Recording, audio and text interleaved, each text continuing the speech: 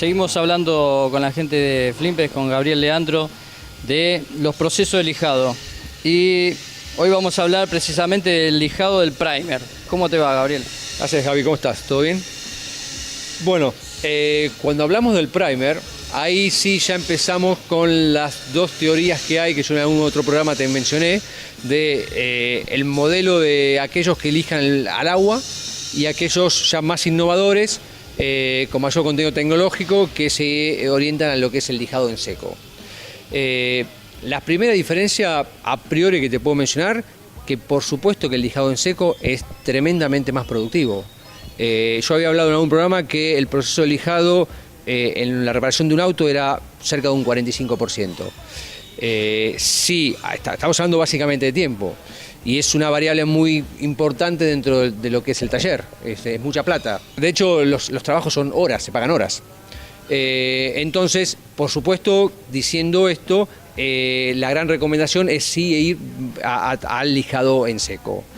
El lijado al agua, bueno, hoy los talleristas, el primer o el filler o el primer de relleno o el de no tanto relleno, depende a qué tipo de primer estén trabajando, pero normalmente se empieza con un 360, después se salta a un 400 y algunos terminan con 500 o 600. La gran recomendación con respecto a lo que es la lija al agua, es ideal que las lijas estén bajo las normas FEPA. Son aquellas que van a ver atrás con la P antes del número de grano, porque estas son lijas que están bajo los estándares europeos, primer mundo, y garantizan una calidad más constante, un mejor poder de corte, mayor productividad.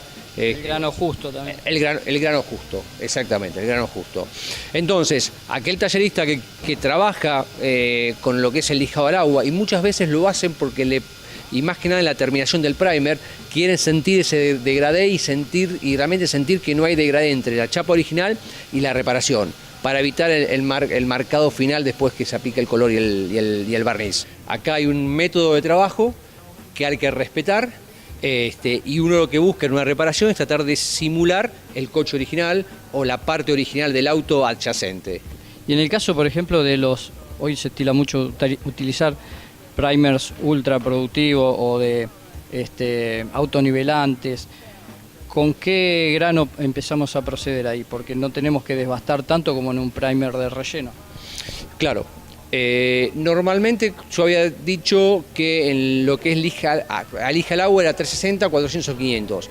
En lija en seco es 320, 360, 400. Es un poco la granometría que utilizan.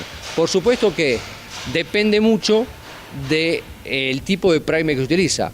Normalmente los primers de relleno dejan un poro mucho más marcado. Por ende, hay que trabajar más, y si necesitas que trabajar más, necesitas una lija que coma más. ¿Qué vas a elegir? Un grano más fino, o sea, un grano más fino es de un número más bajo, quise decir, ¿no es cierto? Un 320, empezarás con un 320. Si solamente das una mano rápida de imprimación o de primer como para que selle, a mejor con un 400 es más que suficiente. Lo importante es, como se trata de un proceso de desbaste, y en función a lo que tengas que desbastar y qué tenés que desbastar, vas a elegir el grano. Si el trabajo es mayor, andá por el grano más grueso, empezá por el 320. Si el trabajo es medio, empezá por un 400.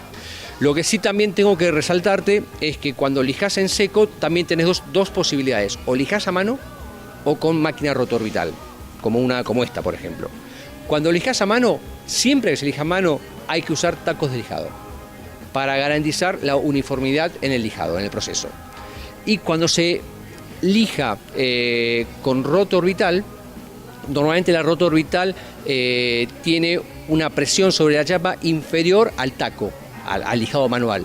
Entonces es conveniente usar un grano un poquito más grueso que el anterior. Y el otro consejo, que lo dije en algún que otro programa, es que cuando salto de un grano a otro siempre tiene que haber no más que 2 granos en el medio. No puedo lijar con un 150 y segundo paso un 400 o un 500. Tendría que ir a un 220, 240, 220, 180, no más que eso. Siempre conviene separar y dejar cerca del lugar de trabajo los 2 o 3 granos que voy a utilizar y las lijas que voy a utilizar ya definidas, que no sea algo que uso o agarro al azar. Si volvemos a lo que es el lijado al agua, muchas veces se mete la mano en el balde y se saca la lija. Ahí es aún peor. No sabes ni qué lija agarraste. Son todas lijas gastadas. Pero a lo mejor agarraste una 120 o una 150 y estás con un primer. Y cuando hiciste así no te diste cuenta. Y ya el surco lo hiciste. El daño está hecho. Y lo vas a terminar viendo cuando apliques el color y el barniz. Te van a quedar todas las marcas de lija.